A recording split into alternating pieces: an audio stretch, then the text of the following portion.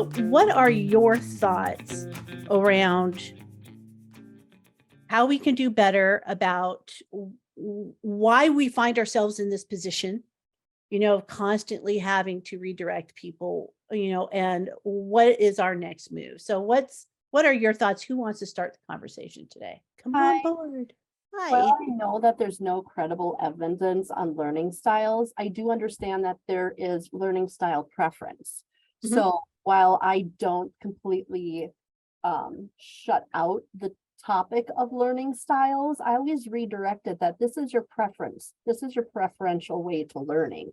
And if those are tools that align with that utilize them, and then you actually utilize those tools to engage in learning, great, you have created ownership in your own learning path. So while I understand that there's been a lot of stuff that's been debunked on that, I do think for practicality tools that just because the evidence doesn't say that it's practical, or not practical, but because the evidence doesn't say that it is quote unquote legitimate, there's still enough benefit from the practicality side to give folks tools, at least a springboard by which to start with, in order to allow them to engage with what it is that they're interested in, if that makes sense. So that's kind of the avenue I take with the folks. It's like, yeah, this has been not totally debunked, but it is a great tool to help you get started in the area of learning and utilize tools that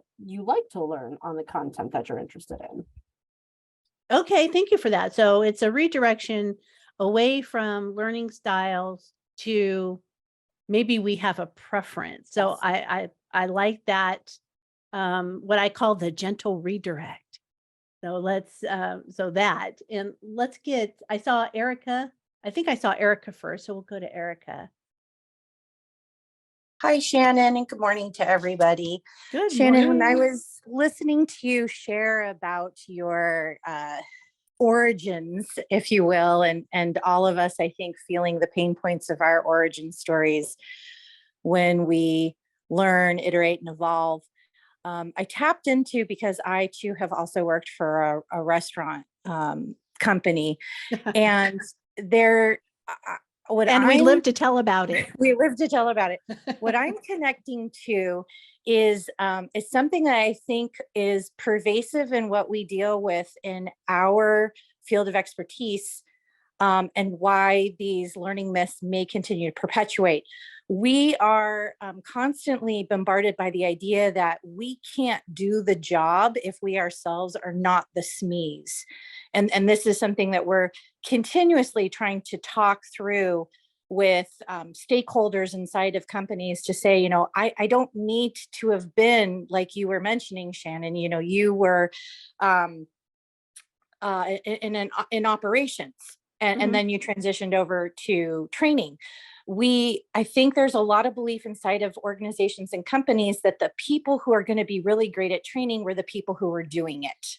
And then in the transition, there's not necessarily support systems in place to help them then scaffold around their operational knowledge with the training and learning and development knowledge that is essential. So I think one of the reasons why learning myths then perpetuate is we continue to get, always leaning into Cami Bean, accidental instructional designers, because they were really good operators. They either chose to transition or the company has chosen to have them transition. And then tribal knowledge, as you identified it, is maybe the only thing that they're able to find and latch on to. And that there's not good support systems in place to allow them then to get the good foundational underpinnings of what we do in learning and organization and learning and development. Right. So how do we handle that? So how do we handle the accidental trainer or the accidental instructional designer who means well? Yeah, I mean, because I think there's a two-pronged methodology here, because I'm also thinking about back when I used to be on Facebook. Now I avoid it like the plague. I'm even going to go older school. So, warning, I'm showing my age here. When friends would send me an email and it had a myth in it, right? And I used to use the myth debunking site all the time to try and help my friends out.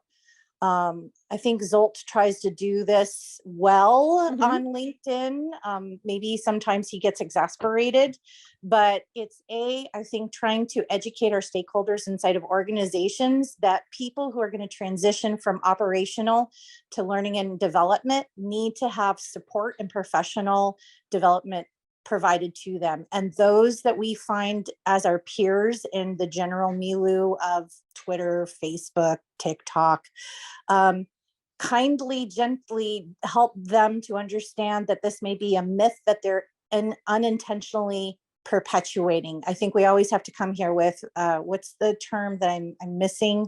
And that you're not thinking that they're trying to do this with malice, right? There's a term, and it's escaping me in the morning, but That's approach them that way instead of, like you said, if we're berating them and we're telling them they're terrible learning and development specialists, then we're killing off our new iteration of who we are, and that's not how we should be. And I'm using a should Right. now, should people to death. So then I should say, I would hope that we would not want to do that, because we want to continue to inspire the creativity and desire to be in this profession, and helping to guide them through ways, like you said, with open-ended questions, maybe trying to dialogue and not just saying you're wrong and now you're a terrible human being for perpetuating a myth. Right. Thank you. Great thoughts there, and it does start with supporting, and often organizations don't do that. They just say, you are really good. You're a really good, you're a really good manager.